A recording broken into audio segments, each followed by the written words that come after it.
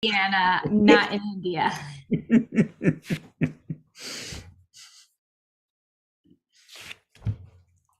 Cool.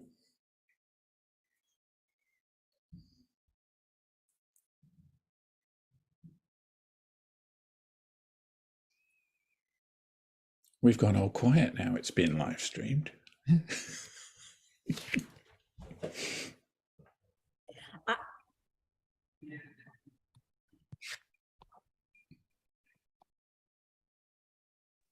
All right. Welcome everybody to our Network and Connect. We're so excited to have you all here.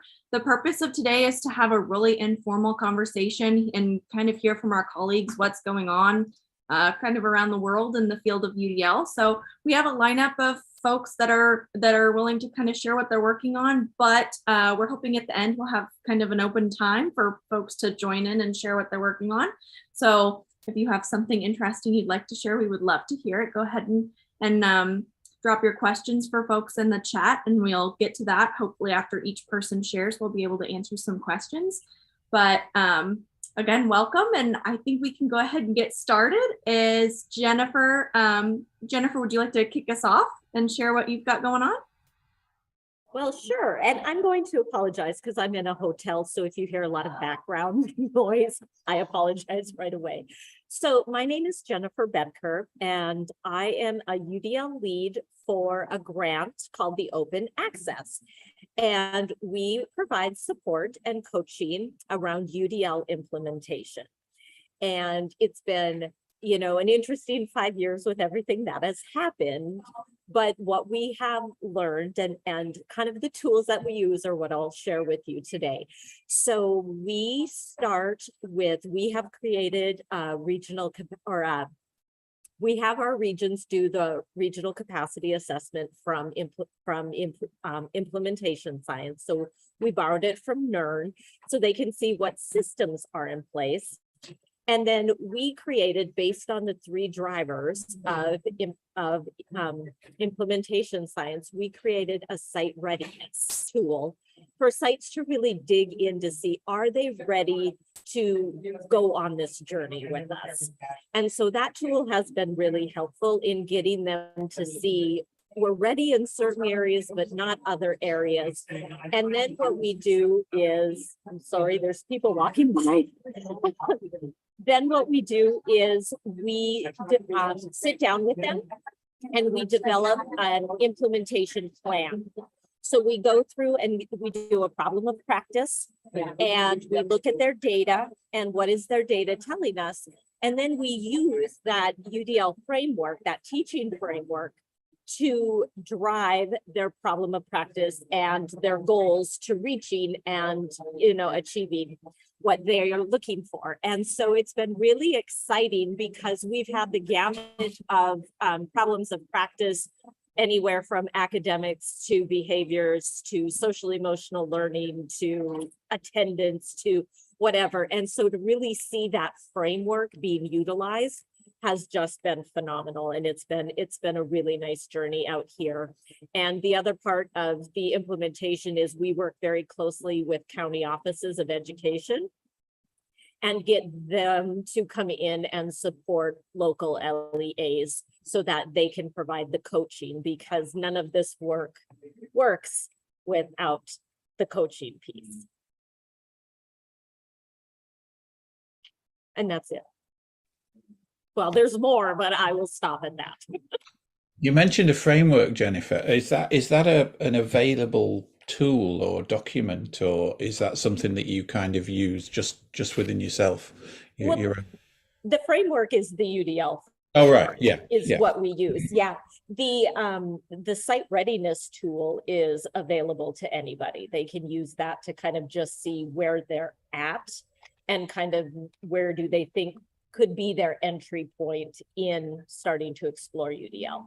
So is there a link to that or something that you could share with us? Because I mean, because I'm a faculty partner in my university helping to roll UDL out, and you know, that kind of thing might be really useful. If people have already done it, I don't want to reinvent the wheel. Yeah, absolutely. I will put it in the chat. Fabulous. Thank you. That's amazing. Thank you so much for sharing. Mhm. And Yeah. feel free, like Joe just did, if you have questions, go ahead and unmute yourself and we want to hear them, or go ahead and ask them in the chat window too. All right, so Shelby, would you be willing to share what you're working on next? Well, sure, but if you get me talking about math, I might not stop. So you might have to just say, enough with the math, lady. Stop, slow your roll. Sure. Hi, everyone. I'm Shelby Robertson. I work with Janet in Florida with the PSRTI project. And I'm the learning and development facilitator of math and science. But right now we're focusing mainly on math because we have new math standards and new ELA standards, whatever, around the state of Florida. And I'm also an adjunct professor at the University of Central Florida in the exceptional education program. So what we have going on as far as math goes, as I said, we have new math standards rolling out. So the past 2 summers, we have done a lot of groundwork for our educators and leaders around what that is going to look like to really implement those standards well. And I have led with one of our partners in the Florida Diagnostic Learning Resource System, is that right, Janet? Fiddlers project, as we've been team leads for the tiered instruction portions of these standards rolling out. So we're making sure, excuse me, to make sure that students across the continuum of whatever supports, if it's the most struggling students to the most advanced students, are represented in the benchmarks and all the resources that are being created. So these last 2 summers, we've really been pushing out 3 2.5-day events for the educators and leaders. And in continuing that work and getting ready for this next summer, I wanted to make sure that we're really expanding what we've started around ensuring that the most struggling students to the most advanced students are addressed. So when we started kind of doing our planning, I said, I really want you to see this Designing to the Edges Myth of Averages video, Todd Rose's video. And for 18 minutes, people were so captivated, as you all know, by that video. It's amazing. And at the end of it, I kind of posed the question, how do you see this driving our work as we move forward for this next summer? So what the deciding factor right now is we're trying to develop content because we're doing coaching sessions, monthly webinars. And for this summer, or I'm sorry, for this next month, for November, December, and January, I've asked to focus on access engagement, and I'm doing it in this order only because of the benchmarks, access engagement, and then demonstration of learning. So we're really focusing on that designing to the edges. I created this little, I'm such a nerd, I have to use triangles because it's math. So I created this image where the center of this triangle is the crosshairs, the main target, and then there's a target in each corner. And I have a little student that's represented. One is a student that lacks foundational skills. One is a student that learns in a way differently than how is traditionally being taught in the classroom. And then one is a student that's advanced and has already mastered that benchmark. So really having them, and it's only an hour, but having them think about ways in their classroom that could address these learning needs for access engagement. Again, I know the order, but I'm doing it purposefully. And then demonstration of learning. And then at the end of that hour, there's a manipulative of the month. So I've seen in my work across the state, that's a big limitation, and it's a lack of use of those concrete hands-on materials. So I'm making sure that there's a manipulative that can be used across grade levels from elementary to high school. And sometimes teachers look at you like you're practicing witchcraft when you show them how to use a manipulative in high school. But I think it's gonna come out really. I'm excited. It's getting a lot of tread right now, so I'm excited. And I cut myself off before you did, so I take that as a win. That's amazing. No, it's really, really cool to hear about the work that you're doing. I love the piece that you said that teachers look at you like you're crazy, but it's good that it's taken up. I love that. All right, Joe, are you willing to share what you're working on next? Okay, yeah, absolutely. Okay, so great to be with you all today. As I say, I've been lurking for a while, so this is the first time I've dipped my toe into the UDL IRN network. But I'm in Dublin, Ireland. I'm a assistant professor at the business school here at Smurfit Business School. And I teach mainly project management, but a lot of other business communications type stuff. And I'm one of the 3 what they call faculty partners that have been tasked with rolling out UDL to all the staff in the Smurfit Business School over the next 2 or 3 years. We had a national rollout of a UDL digital badge a couple of years ago, and I did that and got the facilitator badge as well. And I'm doing a couple of courses with Harvard just to get myself up to speed fully on UDL and stuff. I just wanted to share a thing that I did. It's more a kind of, UDL in practice story, I suppose. I put together a brand new module last year, and it was a module to finish off the Masters in Project Management. And I realized that we had nothing around sustainability in the master's program, which I thought was a big hole. So I put together a module on sustainability, but I thought, it's a summer module. These guys are at the end of a full year or 2 years of study. They don't want anything too hot and heavy. So it was 4 days of limited engagement over 2 weeks. And I wanted to kind of get them engaged.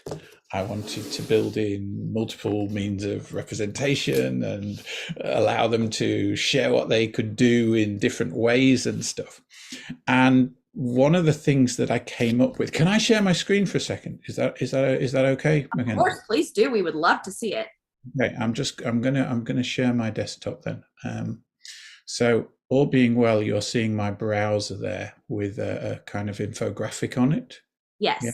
So this is an infographic that I put together, and I love Canva as a tool. I don't know whether you know Canva or not. Yeah, I'm seeing nods. Yep.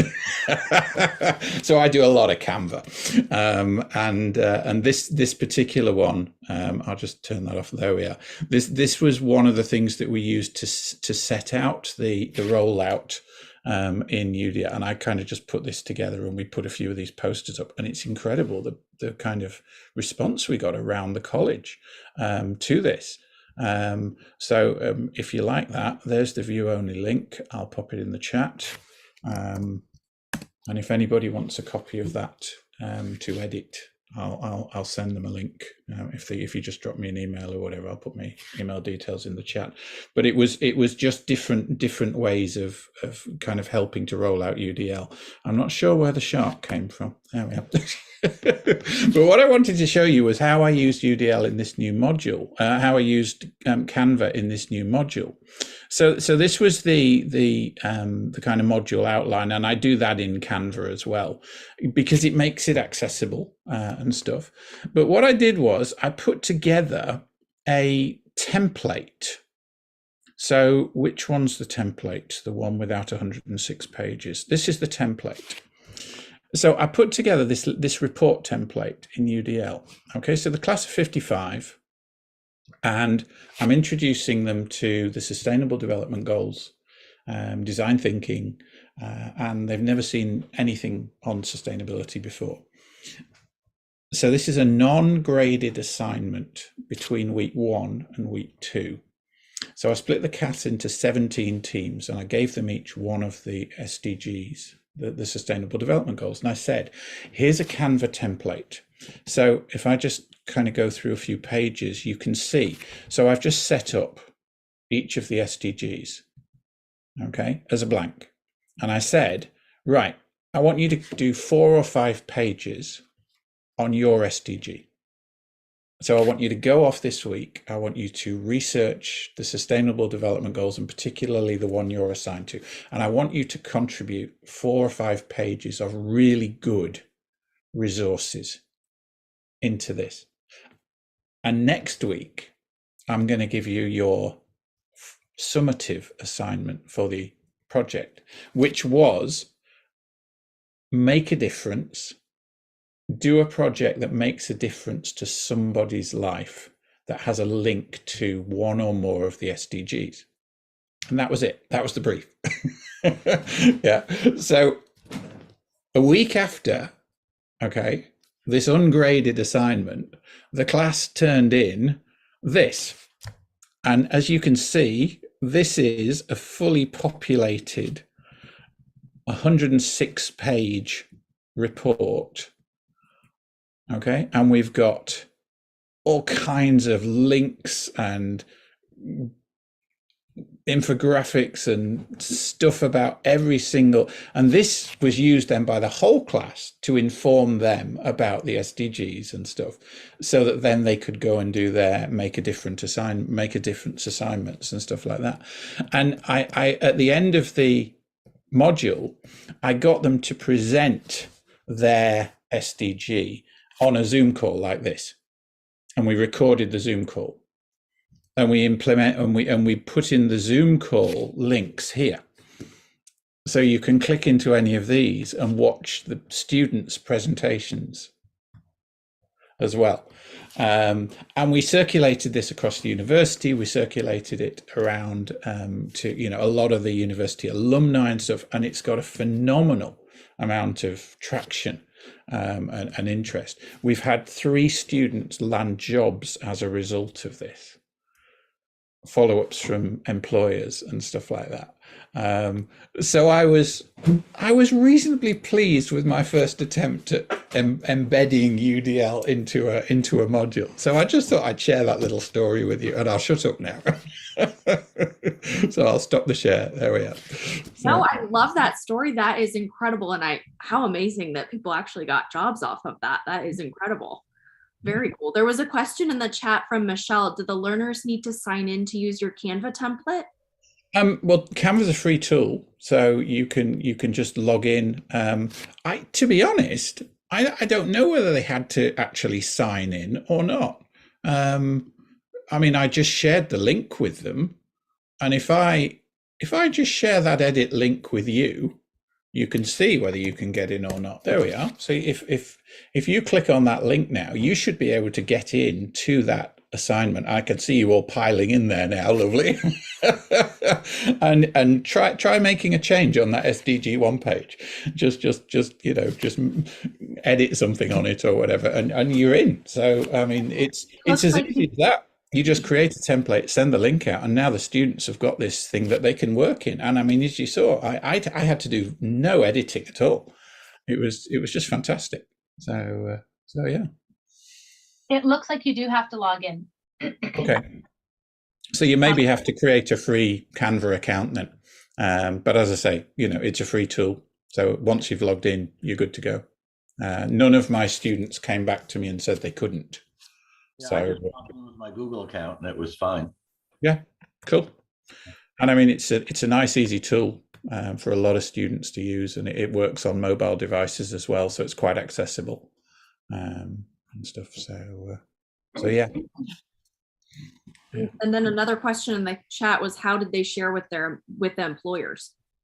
Well, the final presentation, which is that one, I one of the options in, I'm not sharing, am I? One of the options in Canva when you come to share here is that you can download as various things. So I downloaded it as a PDF.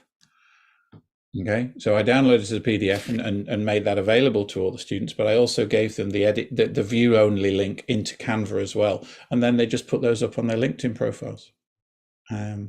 And they sent those around along with their CVs and stuff like that as stuff that they'd worked on as a project, and because it's got the videos embedded as well, some of the employers watched some of the videos as well, so it was just fantastic from the students' perspective. Yeah, That is amazing. Thank you so much for sharing, Joe. no problem. I'll put the links in the chat in a minute. I'll just pull them together and drop them in the chat for you. Perfect. Thank you. Okay. All right. And now, Kasha, are you willing to hop in and share your work? Yes. Hi, everybody. So good to be here with all of you. And like Joe, I think this is my first time joining live. My name is Kasia Derbyshevska. I'm with Learning Key Educational Consulting, co-author of Supercharge Your Professional Learning. And one of the things that I'm really interested in is understanding adult learning environments and how do we really capitalize and maximize on their understanding of UDL, because ultimately the work that they do in that learning environment is what's going to transform the learning experience for our students. And so I really like to kind of think about that problem space. So I'm going to share my screen here just one moment here. So one of the things that we've been working on is we also really resonated with Todd Rose's idea of the jagged profile. And we began to think about, well, how could we make this interactive? How could we make this usable for all learners? And so my husband is a web developer and a programmer. And so we're like, okay, well, let's just try to figure out how would this look like digitally. And so we developed the interactive jagged profile tool. And basically what we're doing, and I'll drop a link in here for everybody so that I'm going to drop a link in there right now that everybody could try. But basically, you're going to see a screen that says create a new profile, and you're going to just toggle and you're going to see, where you are. So if you open this link, the link in the chat box, you should see something like this. I'm going to expand my screen right here. And it's going to ask you to create a new jagged profile. So you will click that and you will write your name in there. However, nobody will see your name. It's just a way for the system to kind of keep track. You can put an alias in there and you're going to ask yourself, on a scale of 1 to 10, what are my strengths are? Is it honoring learner voice? Maybe I need support in expert learning. I'm just randomly clicking this right now, but you're going to toggle this. And then you're going to click Save Jagged Profile. And then your profile will come up here. And I can see that people are already developing their profiles down here. And so now you get to see a real live version of people's profiles. And then we begin to see the range of variability. So I'm just going to pause here for a moment and let everybody try it out.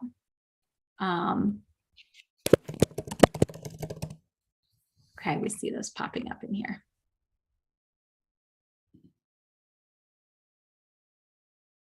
That's so cool.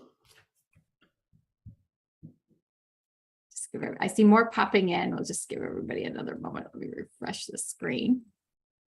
All right, so we've got several in here. So it looks like we have 6, 9, 10 of them.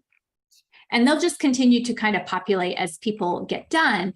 And one of the really neat things that I really like to think about is in a professional learning setting is that you begin to ask people questions like, look at your profile and look at other people's profiles. And then you begin to ask questions, can you find somebody with the same profile as yours?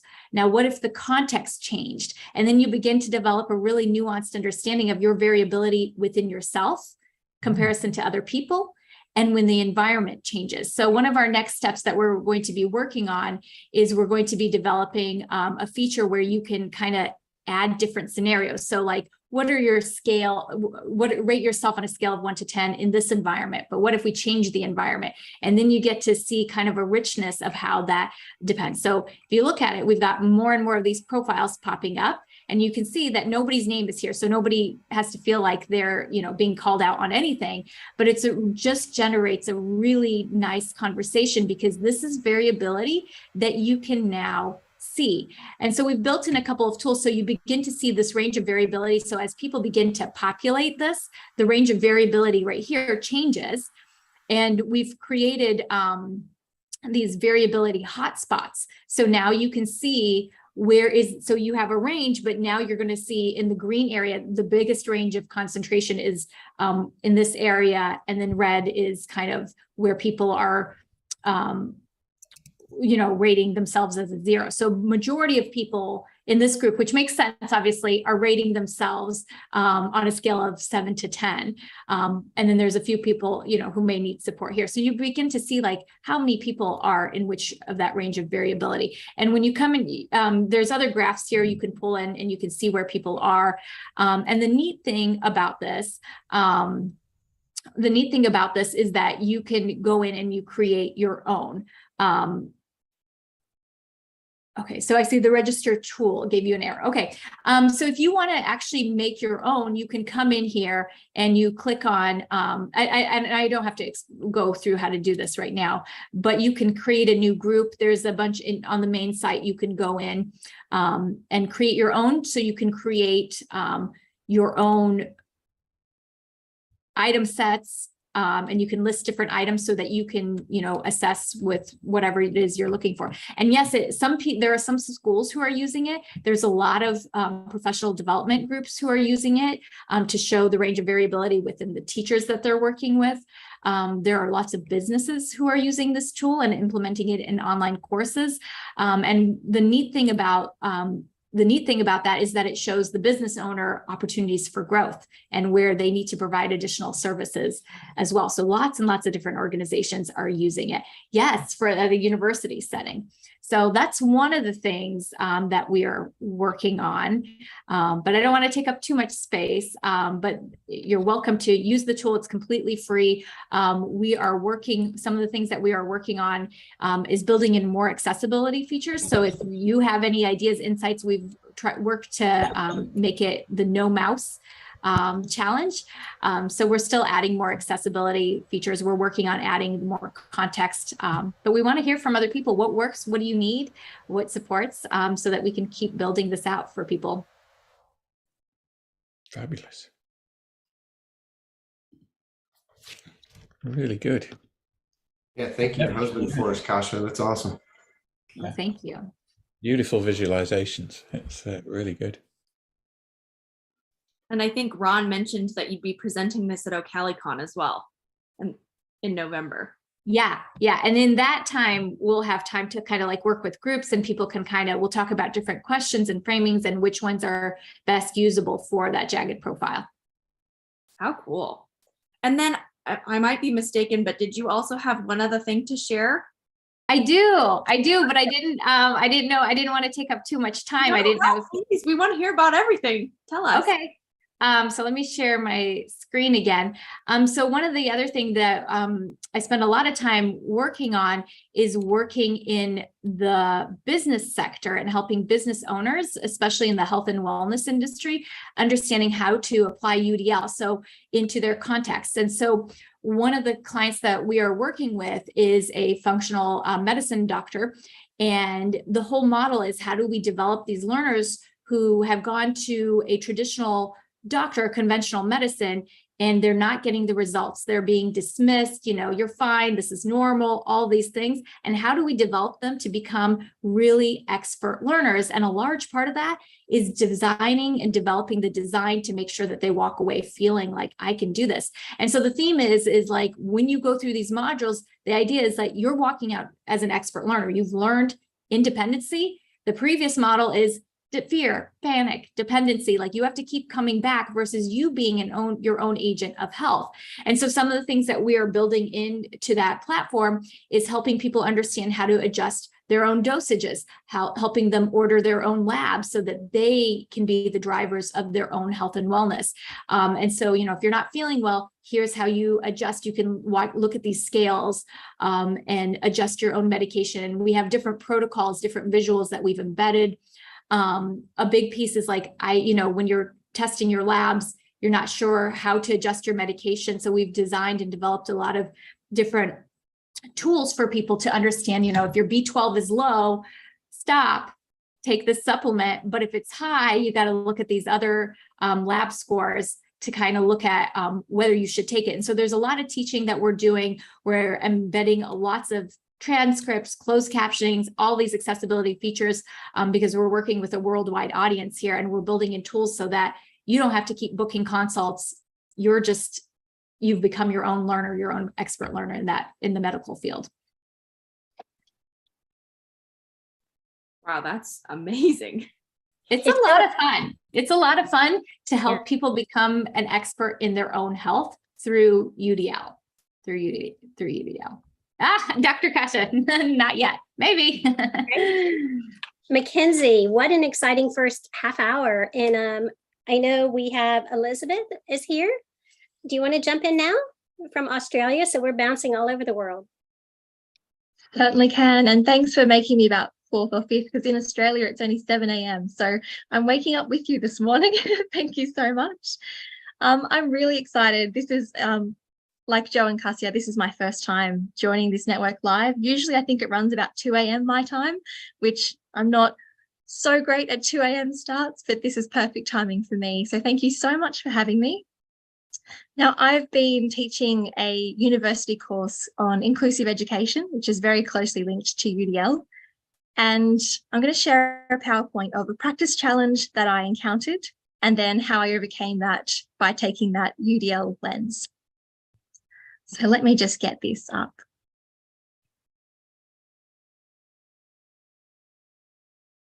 Okay. Sorry, I just lost my Zoom window for a second when I went to find my file. Okay, here we go. So let me go from the beginning. So what I've been looking at is how to make our online tutorial recordings in the university setting, how to make those more inclusive through a UDL lens. But before I begin, I am joining from Australia, and we do an acknowledgement of country to acknowledge the traditional custodians. So I'd like to acknowledge that I'm joining from the lands of the Darug people, and to pay my respects to their elders, ancestors, and their descendants who have contributed some really wonderful things to our global society and continue to do so. So thank you to them. That's the space that I'm joining from today. So I'm going to start out with a little bit of context, then talk through the challenge, how I applied UDL, a little bit of informal student feedback that I managed to gather, and then of course, where to next, because often, you know, we fill one gap and we find another. So always looking towards the future and what I can do afterwards. Now to begin, so we've had that interesting uptake of online learning, and we're now moving into a space where it's very typical in Australia to have either learning that is face-to-face on campus, or to have it fully online, or to have a hybrid of both. When we look at online classes, there are quite a few benefits in thinking about how we cater to a diversity of learners. So we've got these abilities to learn from home, we've got reduced travel time, ability to have your camera on or off, and you can also communicate using the chat. So you might be a student studying remotely, you might be a student with high social anxiety, and having that camera off feature is just the best thing that's been invented for you. Or you might have lost your voice that day and still be able to join in discussions using a chat feature. Why is it also beneficial to record these tutorials? We find that students have access at any time. They can rewatch it in a time that suits their particular needs. They can pause and rewatch if they lose concentration or want to rehear something and take notes. You can play it at a slower or faster speed. You can also watch it in bite-sized portions. So this sounds a little bit like everything's solved with online recordings, but there are actually some big challenges involved. So if we focus purely on students who are joining live classes synchronously, we often don't think about those who are going to be watching back the recording later. When we record these tutorial classes, we also often put students out into group works or breakout group settings, and the recording doesn't capture those learning experiences. So if you watch a recording, you are only seeing what's happening in the main room, and then you watch students go off without you, have a great learning experience, you don't see it, and then you watch them come back and you've missed out on all of that great learning, all of that co-constructed knowledge. What we need to think about though is that regardless of the mode that students are engaging in that learning, we want every single one of them to feel welcomed, valued and considered, and we really want them to have that equitable access and participation in their learning. So if we have non-inclusive recordings, we might actually be impacting some students who have either temporary or chronic health conditions and can't attend the synchronous class at that particular time. We might have individuals who are carers and they might be mid-class and then have to duck away to support somebody, and then they miss out on that learning and come back to the live class with that big gap missing.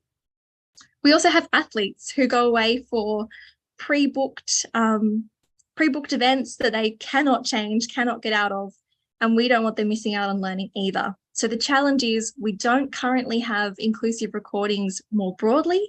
How can we make our recordings more inclusive for those students who might be needing those to keep up with their learning? So I thought, how can we apply UDL to fix this and make this more inclusive?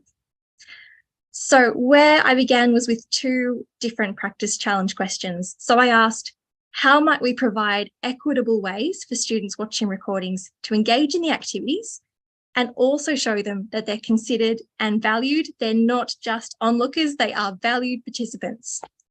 So applying some of the UDL checkpoints, I thought, how can we minimize threats? How can we foster this feeling of an accepting and supportive environment? So what I did was something that took no effort at all. When all our students are together in the live class, and when we get to an activity that's a breakout group activity, when those students then move into their breakout groups and it's just me alone in that main room, I do something really small and really simple, and that is I then address the students who are watching the recording directly. So it might sound a little bit like this. So when we put students into breakout groups, I'll then say, thank you to those of you watching the recording. What we've just seen is that our students are going to be working on this activity in breakout groups. And now the way that you can engage in this activity is to do this. So simply addressing them, knowing that they've been valued and considered can be really, really useful in knowing that they're a valued member of that class, even if they're not present at that particular time.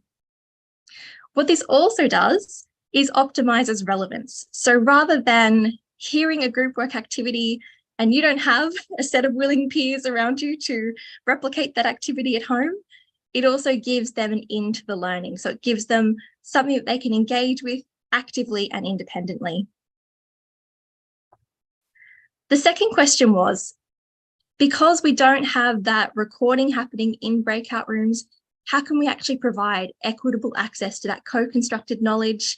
How can we foster a sense of belonging that it is a learning community? And so what we do is we then provide links to the shared working documents that students have been working on in breakout groups onto the slides and also in the recorded chat. So all students have access to those working documents. We also, which typically happens in many classes, when the breakout groups finish, we make sure that groups summarize their learning so the whole class gets to see. But what's really key about this is that those who are watching the recording back also get to listen to those shared insights and feel part of that learning community. And what this does is it offers the auditory information. It also offers the visual information as written text with those working documents. So we have multiple means for students to access that co-constructed knowledge. We have different methods of them doing so. So we have links in the chat, links in the documents which look different. And we're also getting that fostering of that collaboration and community.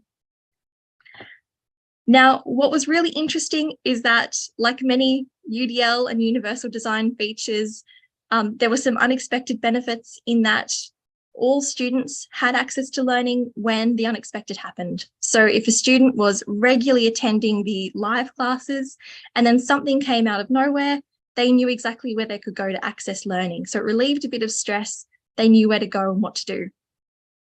We can also have discussions around why having recordings are really useful and have those discussions with students to really build that inclusive culture. So students are aware that we need to be making fair and equitable opportunities for everybody. And here's one of the ways that our university course is going to be doing that for you too. So some informal student feedback.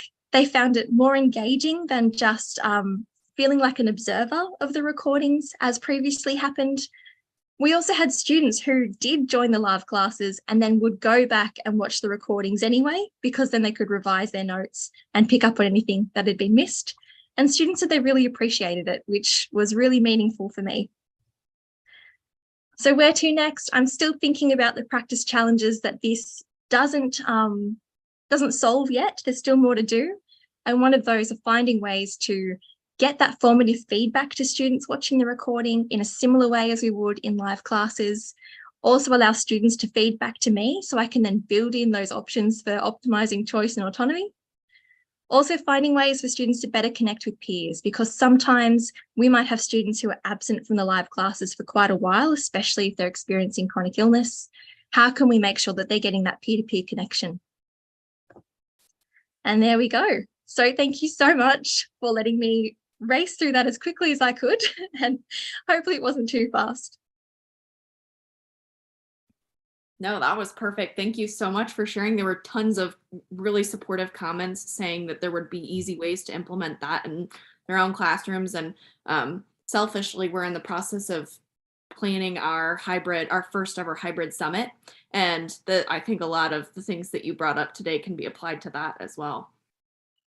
I hope you're going to write that up, Elizabeth. There's a paper in that. Oh, thank you so much. And if anyone wants those slides, please, I can probably get them out to you through Mackenzie, maybe, if that's okay. And yeah, if you like the structure of that, feel free to rip out the content and put your own practice challenge questions in if you think it's a nice way to present it to others. So please use that as much as you like. That's a great opportunity, right, to build on this great work. Mackenzie, I heard from Leslie, and I'm just going to turn it over to her. She just had some comments that she wanted to share with the group. Absolutely. Make sure to unmute myself. Can you hear me? Yeah, I thought, really UDL is about honoring every person's story, and every person's story is unique. And even though I don't look like I'm a baby, I feel like I'm a baby in this. So I don't have a lot to share, but I do want to say that I was trained as an early childhood educator, which how many years ago? Almost 30 years ago now. And this is how my brain worked. And it's nice to see a lot of the UDL coming up in education, particularly with our challenges of inclusion and making sure that curriculum is accessible to all students. And it has been, this is not new at all for me. And, but it's nice to see the work being done now to the systems. What my observation is from this meeting, I wasn't even quite sure what I was signing up for, but I'm doing as much reading and research. I'm in Calgary, Alberta, Canada, and Shelley Moore and Novak are big names coming out for us. And I believe that our district really is just kind of starting to put together things. I'm a diverse learning teacher in an actual school, supporting diverse learners and trying to transition teachers to having that mindset rather than the individual differentiation, which is just not sustainable and really is just not equitable education, in my opinion. So that's where my big challenge is. So I'm just trying to get as much information from leaders in this as to, how do we go about changing that mindset? How do we give them the tools and the strategies? But so I just thought it was kind of important I share, even though I'm not a baby, and this is how I've kind of delivered education all my life. I am so happy to see that there is more of a push now in the world, but I am surprised at how wide ranging it is with all the different industries, not just education, but, just like all the medical stuff and how, we might be able to get really good at including them in school and that inclusion in school and ensuring that we're providing the supports that they need. But then they're going out there into the world and they're getting jobs, and industries need to support these as well. So that's the new learning piece for me. I apologize. I'm just at the beginning, and I know I feel like I don't have much time left in my career. So I'm really watching this and hoping I can be a little part of really getting that going in our district, or at least at my school level, because it's got to start somewhere. So thank you very much for letting me share my story. Thank you so much for sharing. I loved that. I love hearing different places. Just like you said, it's really can be applied in so many different ways in so many different areas. So it's awesome to hear your journey. Thank you for sharing. And as Janet mentioned in the chat, we're opening the floor if you have questions for people that already spoke. If you would like to share kind of what you're working on, we would love to hear it. Hi, this is Bridget. who is now here. That's my wife, by the way. Sorry, I had my name wrong. And I have to run, so can I just share something really quick, 2 seconds? Please. I'm the director of special education in Bartholomew Consolidated School Corporation in Columbus, Indiana, which is, for those of you in Ohio, the real Columbus is in Indiana. And we have been utilizing the UDL framework since about 2006. And it is a district-wide framework for all curriculum, all instruction for all students, adopted by our school board. We've got UDL facilitators at buildings and some UDL coordinators district-wide. So we've been doing this a long time. What I'll tell you is, if you have not seen the CAST UDL implementation process where it circles like that, that is real, because we now have a large number of new teachers, and where we felt like we were up here with the expert learners in terms of our teachers being expert learners and understanding UDL, we are kind of back down here exploring with a lot of our staff. So I guess my feedback to you would be, we've been doing this a long time. We're very committed to it and dedicated to it. If you ever think you're there, slap yourself, because you're not. You'll come back around and you'll find some new things to address. So that would be my 2 cents of, it is a framework that has helped us improve our learning outcomes, or in terms of data, and we've reduced the number of students who need special education services because so many options are available in regular classrooms now. But it's a continual learning process, I think, forever and ever and ever. So that's my 2 cents, and I do have to run. So this is amazing information.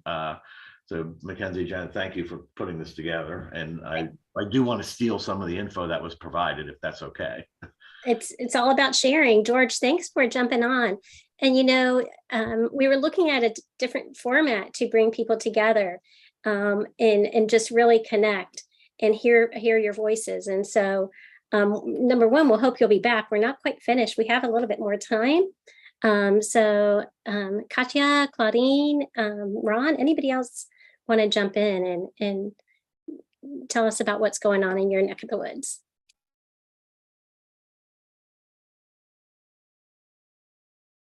Not to put Katya on the spot, but she just ran an amazing conference last week.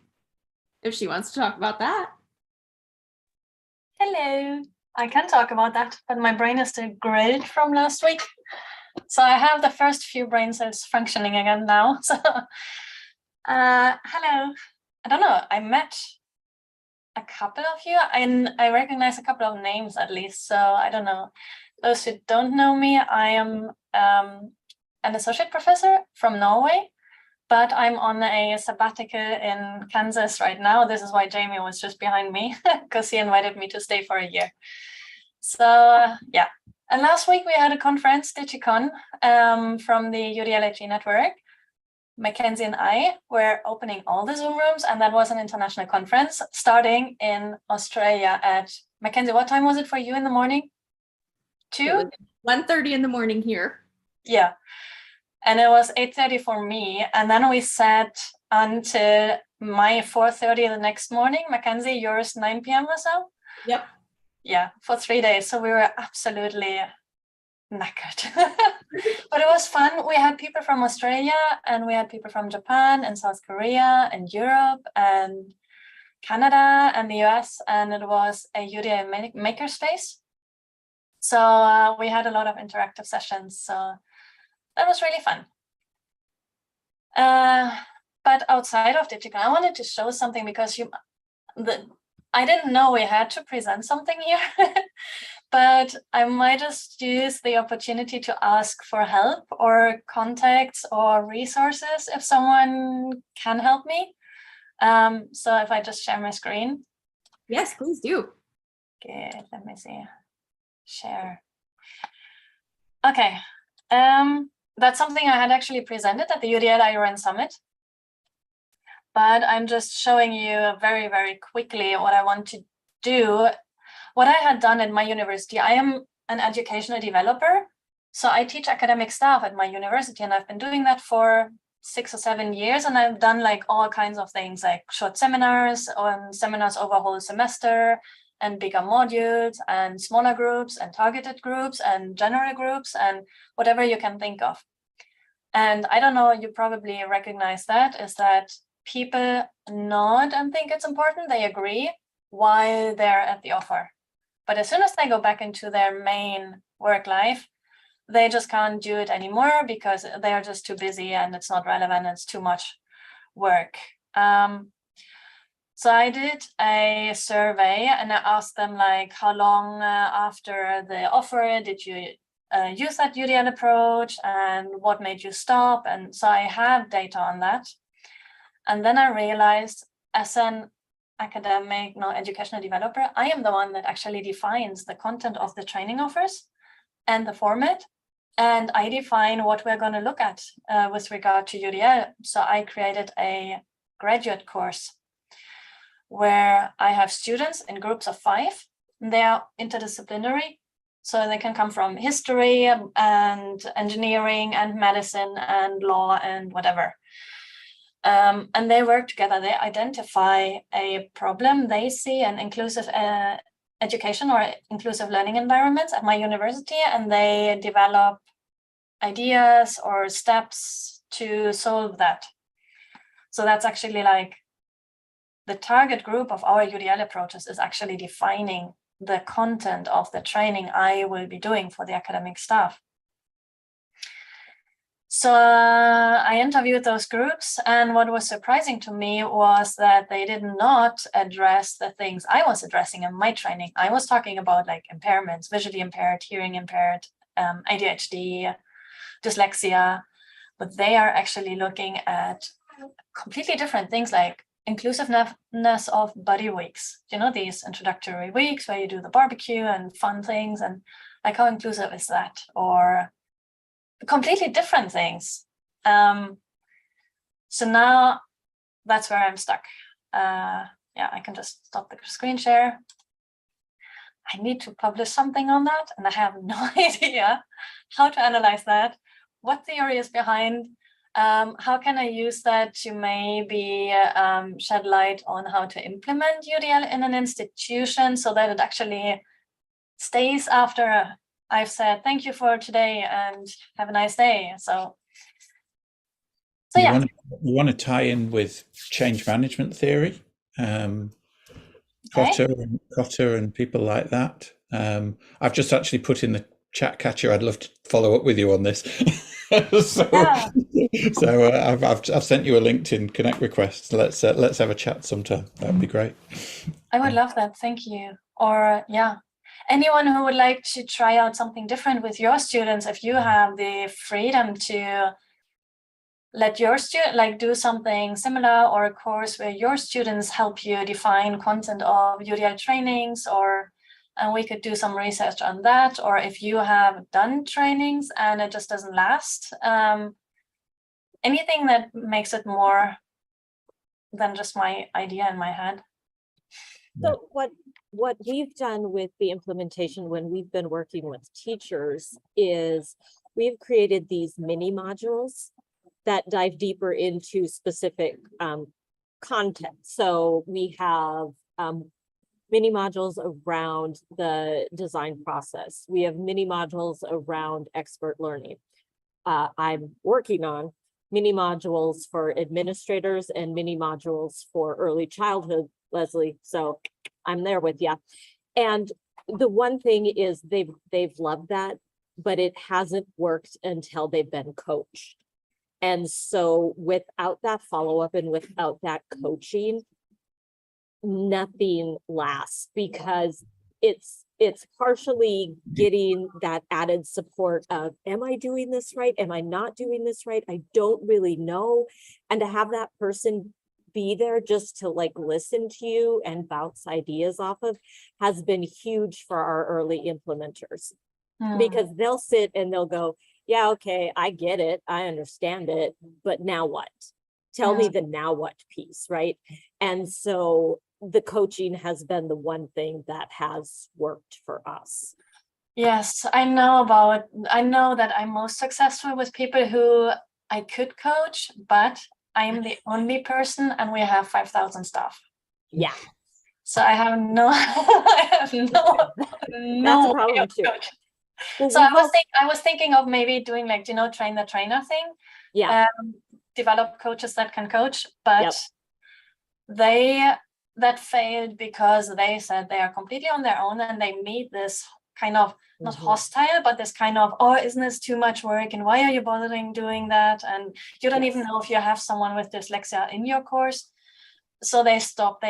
If they get too much resistance and it's a voluntary thing, they just stop. So you could also do, I run 3 different community of practices. So I hold monthly meetings with, I have one for UDL coaches. I have one for early, here in California, we're doing universal pre-kindergarten, used to be TK, used to be whatever, And so I have one for that. And then I'm running another one on inclusive UDL and inclusive practices. And that I get a list, I get them to fill out a survey, what are the topics they're most interested in. And then for each month, I send them the schedule ahead of time. So like with my early childhood, I have one coming up and it's challenging behaviors and how UDL can support challenging behaviors, right? And I may get 5 people or I may get 105 people. But it allows them to say, yes, this is what I'm dealing with at this time. I'm going to go to that because I'm going to be around other people that can give me ideas too. That could be, yeah. Yeah. I also think there's oh sorry, you go. No, thank you. I think there's something really valuable in the approach you took, really centering student voice and really centering those with lived experiences. So I think if you have qualitative data around that and could maybe do like a really grounded theory analysis of that and show people, when we center student voices, when we have co-design working with staff and students, like these are the really great inclusive things that can happen. And these are the insights that get unearthed that we weren't anticipating and we wouldn't have known otherwise. I think that's a really great story to tell and something really nice to advocate for. Thank you. That was my bit. Join next year's DigiCon. Thank you for sharing. Sorry, I put you on the spot. And then Ron, you shared that OCaliCon is coming up next month. So that's a big announcement. It is. And we've got over 16,000 people registered. Oh my goodness. Wow. That's amazing news. Is that your biggest? Oh yeah. Oh yeah. Yeah. We went from like 3,000 maybe to that. So as you know, Mackenzie, after doing different ones, that's quite a bit of an adjustment. Oh, absolutely. That's a huge adjustment. That's amazing though. Congratulations. What is that bandwidth like, right? Almost unaffordable. If you guys don't have any bandwidth in Florida, you'll know. Well, we only have a few more minutes. I am just so excited that you guys joined us today. I think we're onto something, kind of shifting to making more connections across the globe, and kind of adjusting our time zone. Anybody else want to jump in? Any final words as we wrap up this, our first Network and Connect in this kind of format?